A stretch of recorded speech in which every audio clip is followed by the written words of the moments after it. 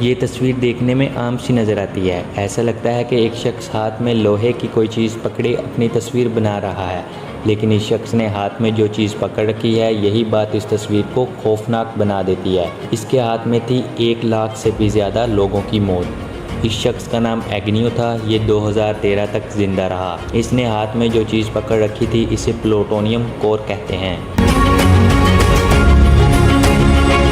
इसे atom bomb में इस्तेमाल किया जाता है और ये वही प्लूटोनियम कोर है जिसे अमेरिका ने इस एटम बम में इस्तेमाल किया था। इस एटम बम का नाम फैटमैन था और ये वही एटम बम था जिसे नागासाकी में रहने वाले इंसानों पर गिराया गया था। यानी इस शख्स के हाथ में जो प्लूटोनियम कोर है उसी ने नागासाकी में तबाही मचाई थी। पूरे के पूरे नागासाकी शहर को आग का दरिया बना दिया था।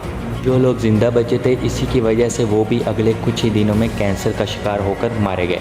अगर इस प्लूटोनियम कोर का इस एटम बम में इस्तेमाल ना किया जाता तो क्या नागासाकी में तबाही मचती जो दुनिया ने 1945 में देखी थी?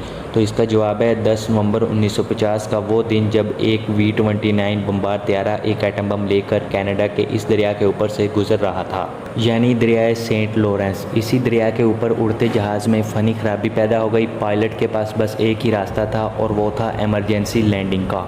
लिहाजा एटम बम को जहाज़ से इसी दरिया में फेंक दिया गया। एटम बम गिरते ही फट गया, लेकिन यहाँ वो तबाही नहीं मची थी जो दुनिया ने नागासाकी में देखी थी। और इसकी वजह ये थी कि इस एटम बम में प्लूटोनियम कोर नहीं था। अब आप समझ गए होंगे कि ये छोटी सी चीज़ कितनी बड़ी तबाही मचा सकती है।